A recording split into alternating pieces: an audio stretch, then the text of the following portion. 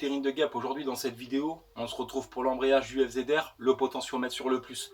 J'ai aussi reçu les produits pour le maraudeur. Ça, on l'attaque tranquillement, mercredi après-midi. Faut savoir un truc, c'est que dans la Drôme provençale, il fait 40 degrés en ce moment. Le Viking, il est en décomposition. Il a perdu 4 kilos. On est d'accord, mais par contre je suis complètement déshydraté. Et puis la nuit, je tape des fièvres. J'ai l'impression de chanter comme Manu Chao. Manjas la pulatas, des muchachos. Manjas les poivrons verts, des muchachos. Manjas un potatoes, des muchachos. Manjas une poule et frites, des muchachos. J'en ai plein le cul. Les cigales commencent à chanter. Ça fait du bien, tu vois. Mais l'après-midi, tu peux pas sortir, gros. Le Wastaman à fire, j'ai les couilles qui dépassent du Carlson. L'embrayage m'amène, il est là. Je remercie encore Julien Cabac. Faire recyclage, les gars. Faire moto, faire moto, faire moto. 154 €. Joint Carter. Disque garni, disque lisse. Les produits d'Allemagne, ils sont ici. Je vais vous montrer. Alors, c'est pas du restaurant. Moi, j'utilise un autre produit. Moins cher, plus efficace. Je suis pas là pour faire la promotion de produits, mais je vais vous montrer ça. Avant de commencer cette vidéo, on va se souhaiter bonne fête à nous, les super papas. Bon, ma fille m'a réussi un super cadeau. Ma fille aînée, elle me l'a pas encore montré, elle se repose. Mais sachez que j'ai 2 pépites à la maison et je suis super content de ce super beau cadeau qui a fini du coup dans le QG. Nous avons l'embrayage, tout en technium, disque lisse, disque garni technium. Ici nous avons le produit, regarde, made in Germany, tu vois, donc ça vient d'Allemagne. Et si tu veux, pour 39,90 €, tu as de quoi traiter un énorme réservoir parce que tu as 2 jolis bidons convertisseurs de rouille plus un traitement de réservoir. Donc ce qui va faire que tu auras une résine dans ton réservoir qui fera que ton réservoir ne rouillera plus jamais et ça fera comme si tu avais un réservoir synthétique du coup. Donc si tu veux, pour faire un embrayage, tu n'as pas spécialement de précautions à prendre et sur 10, je dirais qu'en difficulté 4,5 si tu l'as déjà fait et 6 si tu l'as jamais fait. Il faut prendre son temps. Les seules précautions qu'il y a à prendre, c'est bien redétendre ton câble d'embrayage. Parce que tu vois, celui-ci, vu qu'il était mort, eh ben, il est à fond, si tu veux. Donc il est tendu au max. Bien le détendre, bien l'enlever et vidanger ta moto. Moi, je vais recycler l'huile parce que quand j'ai fait la remise en route, du coup, j'avais vidangé, j'avais mis de la bonne huile. Donc moi, je vais recycler l'huile, d'où l'intérêt d'utiliser un bac propre pour recycler l'huile. Pour vidanger, c'est pas bien compliqué. Douille de 17, ton écrou, il se trouve ici. Le temps que ça vidange, tu t'occupes de resserrer, enfin de redétendre du coup ton câble et de le remettre à sa position d'origine. L'embrayage il est bien mort, pourquoi? C'est tout mou. Donc maintenant, il va me falloir ouvrir mon carter qui se trouve ici. Donc, tu vois, c'est pas bien compliqué. Clé Allen. Moi j'utilise aujourd'hui vraiment de l'outillage débutant pour te montrer que il n'est pas forcément nécessaire d'avoir des outils King Tony ou Facom pour faire un embrayage sur un FZR. Tu vas voir qu'il est possible de travailler avec les outils que tu as chez toi. Bien sûr, si ceux-là sont de bonne facture quand même, parce qu'il ne faut pas non plus travailler avec des outils de merde. Moi, je travaille avec du chrome vanadium et ça va très bien. Un truc qui va pouvoir t'aider, respecte le sens de démontage de tes vis que tu as ici. Donc, je rappelle clé Allen. Dispose-les sur une feuille de papier en haut.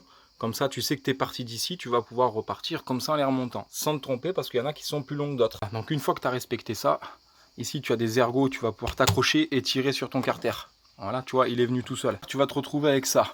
Donc il faut savoir un truc, si tu as un disque garni sur ton plateau presseur, tu as un disque garni au fond. Donc tu sais que tu vas devoir partir avec un disque garni et finir avec un disque garni. Ça, c'est la base. Là, ici, tu vois, tu as 2 entretoises. Il faut faire attention de ne pas les perdre. Donc là, tu vas pouvoir changer ton joint de carter. Et nous, c'est ceux-là qu'il va falloir démonter. Alors ça, il faut faire très attention. Pour les foirer, il n'y a rien de mieux. Il faut vraiment que tu prennes le meilleur embout que tu aies et qui corresponde à cette tête de vis-là. Tu peux aussi te servir d'une clé à pipe. Vu que je vais réutiliser les vis et les ressorts, je les ai démontés dans le sens des aiguilles d'une montre. Comme ça, au remontage, je vais les remonter dans le sens des aiguilles d'une montre. Comme ça, chaque ressort reprendra sa place sur le plateau presseur. Alors ça, c'est juste des précautions que je prends moi. Je t'avais dit, tu finis par un disque garni, tu commences par un disque garni. Donc là, je vais faire tremper mes disques, un par un. Il n'y a pas de 5 minutes, il n'y a pas de 10 minutes. Tu prends ta bassine ici, tu te la mets là, tu trempes ton disque, tu le mets.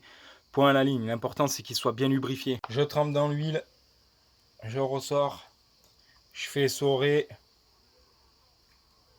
Et je mets. Hop. Maintenant, pareil pour mon disque lisse. Je trempe et je mets. Alors pourquoi je vous dis que ça sert à rien de faire de laisser tremper 5 minutes? Parce que vos disques, hein, c'est de la. Ils vont pas l'absorber l'huile. Hein. Joli petit disque tout neuf. Donc maintenant je remonte mon plateau. Je suis parti dessus là.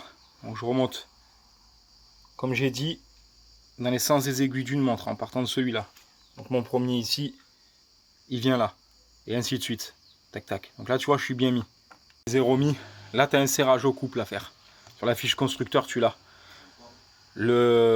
Ton ressort il dépasse légèrement ici. Vers l'intérieur du roulement. Toujours. Tu vois comme je les ai disposés. C'est remonté, c'est carré comme une heure de la Corée. Maintenant il me reste à faire un réglage. Alors le réglage, ça se passe ici. Tu vas pouvoir le régler ici et à ton câble à la poignée. Mais d'abord je vais démonter et régler là. A few moments later.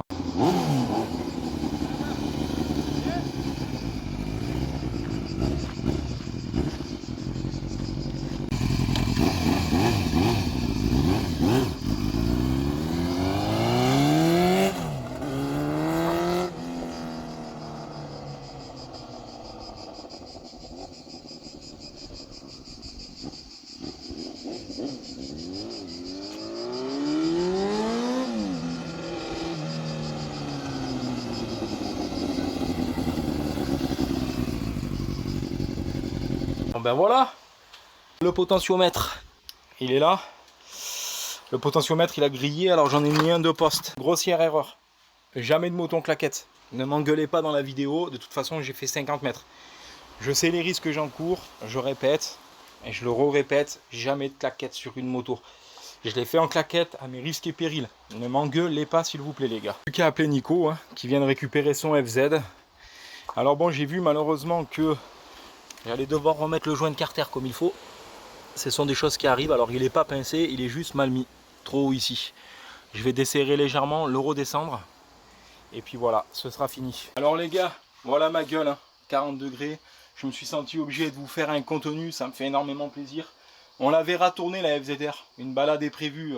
J'ai la GoPro à Seb. Il faut juste que j'arrive à trouver une carte qui fasse 60, 70 Go, 100 Go. Enfin peu importe. Pour qu'on puisse aller balader. Donc il y aura Nico avec le FZR et moi avec le Dominator. C'est prévu, là vous avez vu, elle tourne. Donc la restauration est terminée. Il reste des bricoles à faire, ça je vous laisserai faire. Je vous dis à bientôt. C'était le Zinoc pour la team Vintage Mécanique.